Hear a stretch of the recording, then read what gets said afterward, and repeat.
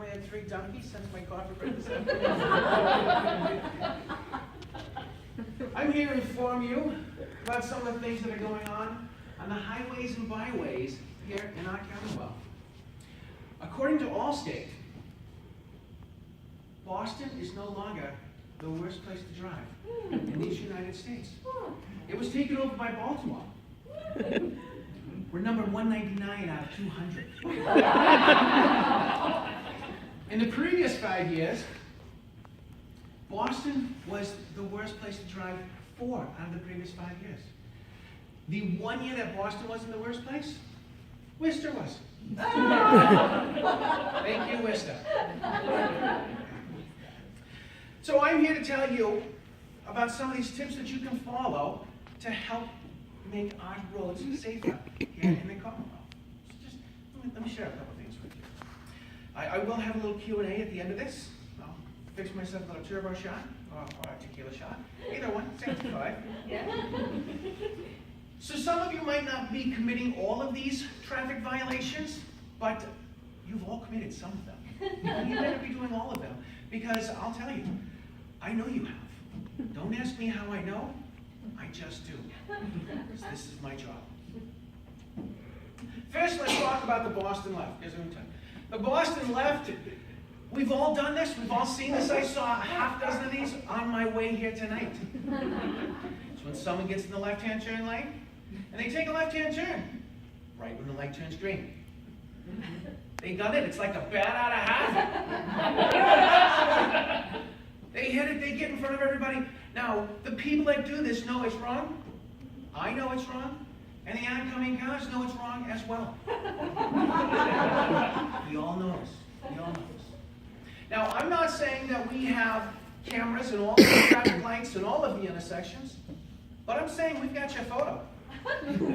We've got your plates. And connecting the dots will not be that difficult. The next thing I'd like to talk about is when a light turns green. Now, if you're the second or the third or the fourth car, give it a 3 Mississippi or a 3 Alabama or a 3 whatever state it is in the South. Give it a good 3 count before you start honking your horn. There's a real good chance the first car is still sipping on their hot Dunkin' Donuts coffee, half calf, decaf, Laca Mocha Venti, with a whipped cream and a swirl and some Jimmy's on top. They don't want to spill this. Now let me tell you what I've started to do. When I'm at a green light and someone honks their horn at me, I hit my brakes. I'll tell you why, because they probably saw something coming that I didn't see. They probably don't like that. They're probably thinking bad things about my mother, but that's fine. I want to be safe. The next thing, when you're on the turnpike, you're doing 80 like everybody else. When it's a little more than 1/8 of a mile before your exit, work your way over. You know, we have these mile markers. This is what our tax dollars go to. It tells you where the exits are. They tell you how far they are. Use them once in a while, because when you cut over from the fast lane to the break to the what? Yes, thank you. I don't even know what it's called. I'm so worked up about this. So, you're slowing down 3 lanes of traffic. 3 lanes of traffic. It's ridiculous.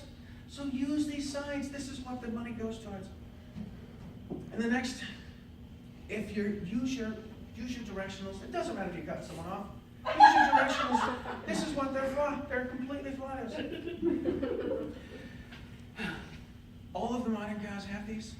You should use them. We even put the signs on the roads. Use your blinker. Come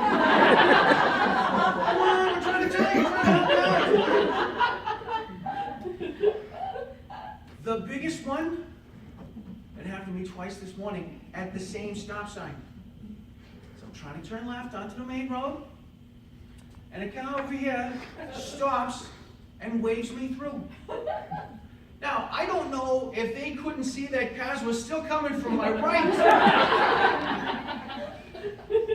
Now, my policy is this. If someone stops to let me through, and no cars are coming from the right, I'll go and I'll give them a thank you wave. But if the cars from the left stop, and then the cars from the right stop, I know it's bad. I know I feel it in my heart. I know it's bad. But I give neither one of them a thank you wave. Oh, not at all. Because here's the deal. It stops traffic from both sides on the entire road. It totally interferes with the flow of traffic. This is not good. We need to eliminate this. We need to eliminate this.